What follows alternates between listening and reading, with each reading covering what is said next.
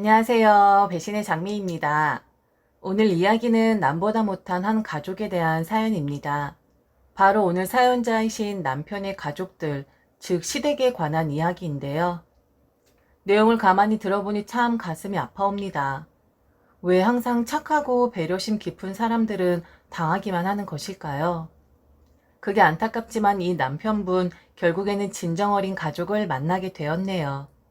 과연 이 집안에 어떤 사정이 있었는지 사연 속으로 들어가 보겠습니다. 오늘 제 이야기는 두 남자에 대한 사연입니다. 우선 한 남자인 저희 친정 아버지에 대해 먼저 이야기해 드리도록 하겠습니다. 제 친정 아버지는 인상이 참으로 험상궂으세요. 고등학교를 다닐 때 친구들이 저희 아버지를 보면서 혹시 니네 아빠 건달이냐고 할 정도로 무서운 인상을 가지고 계신 분이십니다. 성격도 정말 만만치 않으신 분이시고 호통도 잘 치십니다. 시도 때도 없이 그러는 게 아니라 잘못을 했을 때만 말이죠. 그런데 어렸을 땐 그런 아버지가 무서웠었습니다. 우리 아버지는 왜 다른 사람들처럼 나긋나긋하지도 않고 딸 바보도 아닐까? 우리 아버지도 좀 작은 덩치를 가졌으면 좋겠고, 우리 아버지도 좀 상냥했으면 좋겠고, 우리 아버지도 좀 선하게 생겼으면 좋겠다라는 생각을 많이 했었습니다. 그런데 연세가 들면서 그 험상궂었던 얼굴이 점점 펴져가기 시작했고, 호통을 치시던 그 입에서 예쁜 말들이 나오기 시작했습니다. 가끔 깜짝 놀랄 정도로 말이죠. 그런 아버지의 모습에 낯설어서 쳐다보면 엄마는 그러십니다. 이제 우리 딸 눈치 봐야지. 언제까지 네 아버지가 큰 소리 치겠니?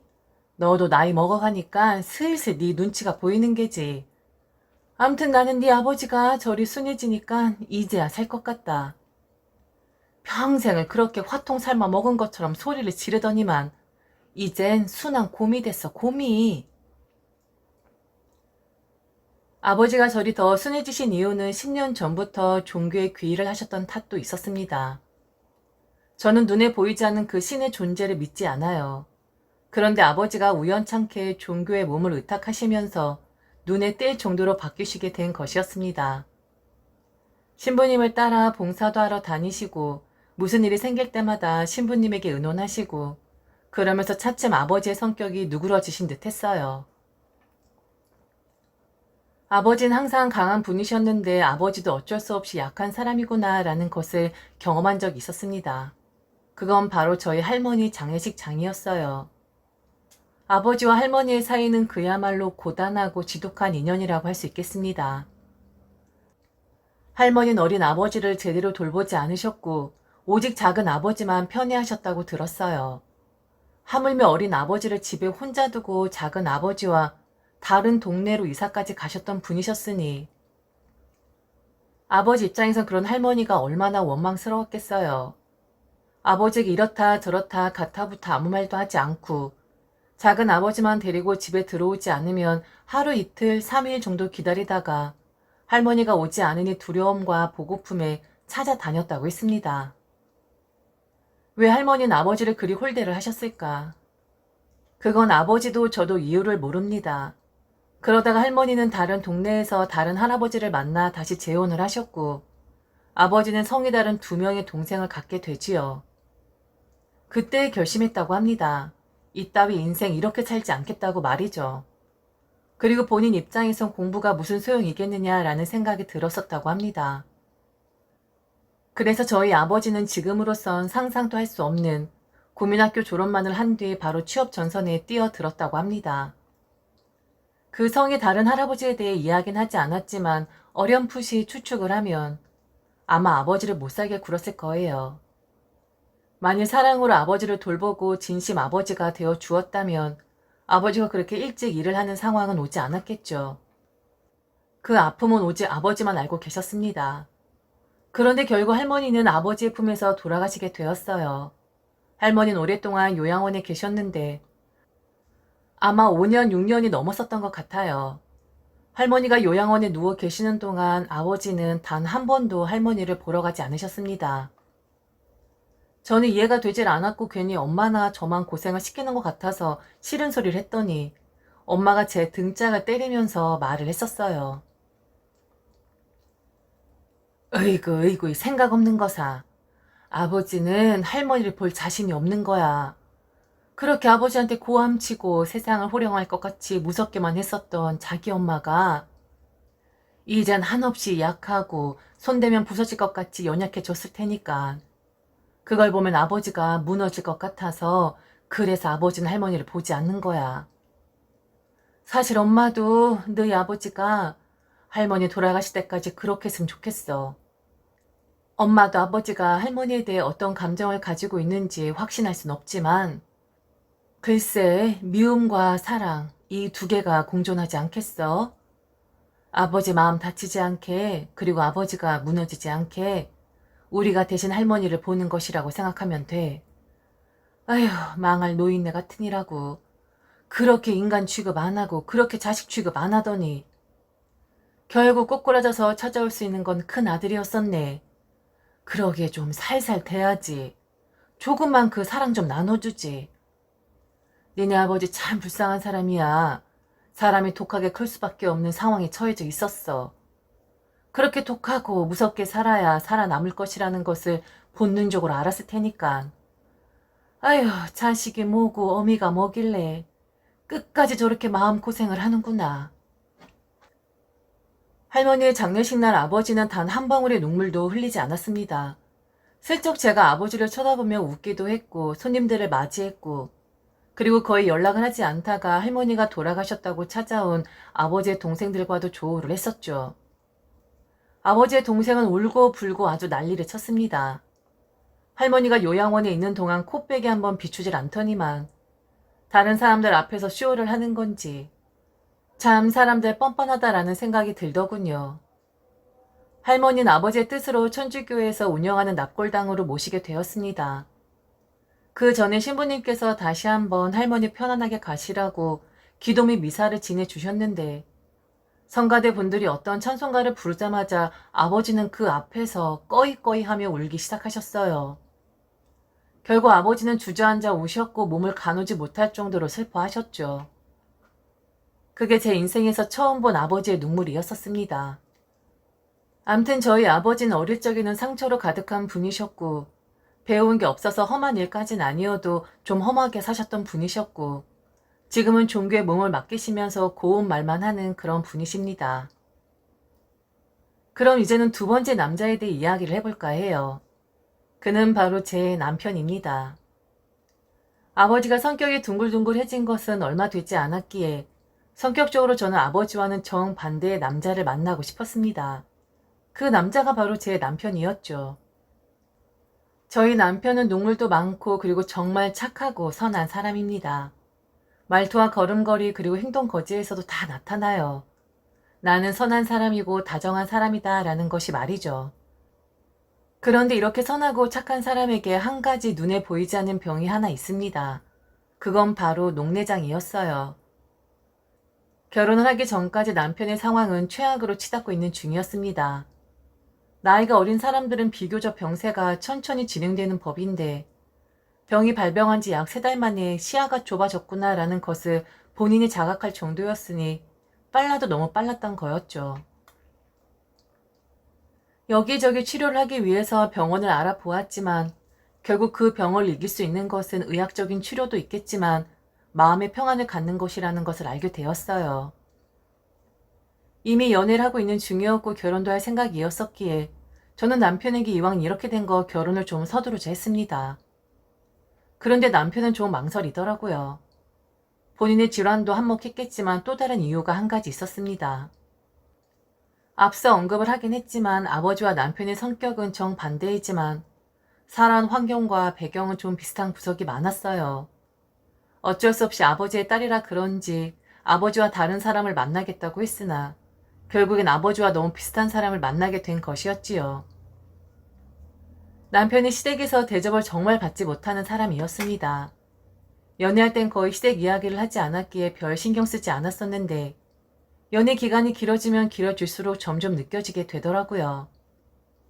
이 사람이 본인 부모님에게 인정받지 못하고 있구나 라는 것을 말이죠. 그런 확신이 들었었던 사건이 하나 있었는데 저희 시어머니는 재혼을 하셨습니다. 남편의 친부와는 이혼을 하신 경우였고요. 그런데 저희가 연애를 하는 도중 남편의 친부가 돌아가셨다는 연락을 받게 되었습니다. 이혼한 분이지만 그래도 친아버지는 아버지였기에 그때 당시 여자친구 자격으로 장례식장을 찾아갔지요. 남편과 차를 타고 가고 있는데 갑자기 전화가 왔습니다. 바로 남편의 어머니, 즉 시어머니셨어요. 운전 중이라고 분명히 말씀을 드렸는데 시어머니는 아랑곳하지 않고 남편에게 고래고래 소리를 지르셨습니다. 조수석에 앉아있는데 시어머니 목소리 말고도 시아버지의 목소리도 들렸고 뭔가가 깨지는 소리도 들리는 것 같았고 암튼 그분들의 요점은 이거였습니다. 왜 가냐고 말이죠. 가면 너는 자식도 아니라고 말이죠. 어디 부정타게 남보다 못한 사람의 장례식장에 가는 것이냐고 남편에게 소리를 질러대고 욕까지 하셨었습니다. 저는 불어 안 들리는 척 바깥 창문을 바라보았고 그냥 미친 여자처럼 흥얼흥얼 des습니다. 장례식장 가는 여자가 말이죠. 암튼 그때 느낄 수 있었어요. 이 사람 착해서 선해서 시댁 식구들이 막대하고 있구나 라고 말이죠. 하다못해 시어머니는 남편의 질환을 가지고도 부모로서 하지 말아야 할 말을 했었던 사람이었습니다. 왼쪽 눈에만 질환이 있었기에 그쪽 눈이 멀어도 사는 데엔 지장이 없다고 말이죠. 너무 대수롭지 않게 남편에게 그리 말했다고 하는데 저는 그 소리를 듣고 남편의 머리를 한 대 쥐어 박았습니다. 그런데도 가만히 있었냐고 말이죠. 어느 정도 선에서 착해야지. 이건 바보 취급 당하는 것이라고 좀 맞설 땐 맞서라고 남편에게 이야기를 했었죠. 솔직히 그때 이 남자와 헤어져야 하나라는 생각도 들었습니다. 이런 바보 같은 남자와 결혼하면 내가 무슨 평강공주도 아니고 시댁이 호구 잡히는 거 아닌가 하고 말이죠. 그런데 제가 엄마에게 고민을 털어놓은 걸 엄마가 아버지에게 말을 했나 보더라고요. 아버지가 저를 불러 한 말씀을 하셨는데 저는 그 말을 듣고 남편과 결혼을 결심하게 되었습니다. 모든 사람들은 다 병을 가지고 살고 있어. 그게 눈에 보이는 병이든 눈에 보이지 않는 병이든. 그런데 내가 생각했을 땐 가장 큰 병은 바로 악한 마음과 남을 무시하는 마음과 내가 지금은 그런 못난 행동을 하고 있다는 것을 자각하지 못하고 있는 그런 마음들이 더 큰 병이라고 생각해. 사람 인성은 절대로 변하지 않는 법이야. 요즘 같은 세상엔 착하면 이용당하고 호구라고 놀려대는 것 같은데 그런데 선한 마음과 착한 마음을 가지고 있는 사람들은 결국엔 누군가가 지켜보고 있다가 결정적인 순간에 도와주고 구해주는 것 같더라. 나는 네가 착한 마음씨를 가지고 있는 사람과 결혼을 했으면 좋겠어. 결정은 네가 하는 거지만 착해서 바보 같아서 헤어지려고 하는 거라면 다시 한번 생각을 해주었으면 좋겠다. 사랑하긴 하는 거잖아. 그래서 저는 남편과 결혼을 하게 되었습니다. 무슨 잔다르크도 아니고 영웅심리가 있는 것도 아니고 평강공주도 아니었지만 그래도 선한 남편의 마음을 지켜주고 싶었습니다. 그리고 그 사람이 나쁜 사람들에게 당하면 제가 나서서 맞서 싸워주고 싶었고 머리 끄댕이라도 잡아주고 싶었어요. 남편을 제 품에 끌어당겨서 다치지 않게 지켜주고 싶었습니다. 역시나 결혼을 하고 나니 시댁 식구들은 남편의 발목을 잡아대기 시작했어요. 남편이 이리저리 끌려다니기도 했었지만 그때마다 제가 나서서 바로 잡고 쳐낼 건 쳐내고 했었죠. 그래서 저는 시댁의 좋은 며느리, 순한 며느리로 인정받을 일이 전혀 없었습니다. 그러다가 시어머니가 남편에게 좀 도가 지나치는 요구를 하신 것이 있었어요. 바로 친부 제사를 중단해 달라는 것이었습니다. 저는 결혼을 하고 나서 바로 남편의 친부 제사를 챙기기 시작했어요. 그렇다고 거하게 차려드리는 게 아니라 제가 할 수 있는 선에서 준비할 수 있는 선에서 정성껏 제를 올렸고 남편과 도란도란 앉아서 기억나지 않는 친부와의 기억을 끄집어내는 그런 형식이었죠. 정말 둘이서 마치 소꿉놀이 하는 것처럼 그냥 정성만 잔뜩 들어있는 그런 제사였습니다. 그냥 저는 남편에게 해주고 싶었어요. 예절을 갖춰서 하는 건 아니었지만 돌아가셔서 더 이상 남편과 이야기를 할 순 없지만 쟤라도 지내면서 그런 시간을 만들어주고 싶었거든요. 그런데 그걸 알게 되신 시어머니가 남편에게 난리를 치셨던 거였습니다. 그날도 남편이 퇴근을 하는데 전화기를 붙잡고 있더라고요. 저는 전화기를 확 빼앗아 버렸습니다. 전화기를 빼앗은 것도 모르고 시어머니는 평소같이 남편을 잡아대는 소리를 하고 계셨더군요. 네가 지금 정신이 있는 애니? 감히 네가 뭔데? 그 인간 제사를 지내고 난리야. 네가 부모가 없어? 왜 남의 제사를 지내고 있냐고. 나중에 내 제사나 네 아버지 제사를 지내면 되는 건데 왜 그런 오지랖을 피우고 있는 거야? 당장 관둬? 만일 관두지 않으면 확 다 뒤집어 엎어버릴 거야. 알겠어? 엄마 말 허투루 듣지 마. 지금 네 아버지 난리 났어. 너 쫓아간다고 지금 옷 입고 있다고. 정말 관둬라. 그리고 네 아버지한테 잘못했다고 생각이 짧았다고 와서 싹싹 빌어. 물론 네 마누라도 같이. 알겠어? 어휴 모지리 같은 것. 왜 이렇게 생각이 없어? 눈도 멀어가는 게 이젠 뇌까지 멈춰져 가니? 말 참 심하게 하시는 분입니다. 아무리 부모 자식 간에도 말은 가려서 해야 하는 법인데 여전히 저희 시어머니는 남편을 우습게 생각하고 본인이 쥐고 흔들 수 있는 존재라 생각을 하셨던 거였죠. 남편이란 사람은 뭐라 해도 워낙에 그냥 본인 혼자 참고 인내하는 사람이었으니까요. 그래서 저는 남편을 지키기 위해 내 남자를 보호하기 위해서 시어머니와 싸워야만 했습니다. 제 입장에선 손해볼 거 하나 없었고 저를 나쁜 년이라고 욕해도 아무 상관이 없었으니까요. 말 참 심하게 하시네요. 정신이 없긴 왜 없어요? 어떤 엄마가 아들한테 이렇게 말을 해요? 정말 기가 막히네, 기가 막혀. 제가 지내자고 했어요. 그러니까 그 사람한테 지내라 말아라 그런 말씀 마세요. 제가 제 손으로 하겠다는데 제가 어린애도 아니고 왜 어머니 허락을 받아야 하죠? 하물며 뭐 도와주시는 것도 아니고 도와달라 하는 것도 아닌데 정말 웃기는 일이네요. 그리고 어머니, 지금 시아버지 제사 저는 지내드릴 생각 없으니까 어머니 남편이면 어머니가 알아서 하세요. 그리고 시아버지 아들 있잖아요. 이런 게 이유라면 다신 그이한테 전화하지 마세요. 그 사람이 어머니 아들이라서 아직도 쥐락펴락 할 수 있나 생각하시나 본데 이제 그 사람 결혼했고 이젠 제 사람이거든요. 그러니까 말 좀 가려서 하세요. 아들한테 눈이 먼다는 그런 말을 하는 사람이 엄마예요? 정말 기가 차네요. 그리고 앞으로 그이한테 할 말 있으면 저한테 전화하세요. 더 이상 그이 발목 잡지 마시고 그이 스트레스 주지 마시라고요. 그럼 상태 더 안 좋아진단 말이에요. 그이 잘못되면 어머니 눈이라도 뺏어 주실 참이세요? 그런 거 아니라면 더 이상 스트레스 주지 마세요. 저야말로 제 사람 건드리는 거 못 참아요. 저도 확 뒤집어 엎어요. 저 일로 시어머니는 응급실에 실려 가셨습니다. 뒷목이 뻣뻣해지다가 정신이 혼미해져서 쓰러졌다나요. 그래도 자식 도리인이 찾아가 보긴 했습니다. 그리고 저희 부모님도 함께 동행을 해주셨고요. 그래도 딴 자식이 험한 소리를 해서 사부인이 쓰러지셨으니 가서 살펴는 봐야 하는 거라며 부모님이 가시겠다 하시더라고요. 병실에 들어서니 시어머니는 정말 말짱해 보이셨습니다. 그 옆에는 시아버지가 계셨는데 좀 있다 보니 시동생도 기웃기웃거리며 병실로 들어오더군요. 그 시동생은 남편과는 피 한 방울 섞이지 않은 사람이었었고요. 우선 저희 부모님은 시어머니에게 좀 괜찮으시냐고 물었고 애가 성격이 워낙에 불같아서 시어머니에게 대든 것 같은데 노여움을 푸시라고 했습니다. 부모님도 알고 계시긴 했어요. 제가 정당하게 할 말을 했다는 것을 말이죠. 그래도 부모 입장이고 사돈지간이다 보니 그리 고개를 숙이셨던 것이었고요.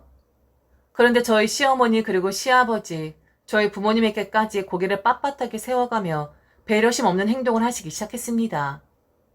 그런 사람 아시죠? 강한 사람들에겐 약하고 약한 사람들에겐 강한. 딱 저희 시부모님이 전형적인 그런 스타일이었거든요. 갑자기 시아버지가 가만히 있는 남편의 멱살을 잡았습니다.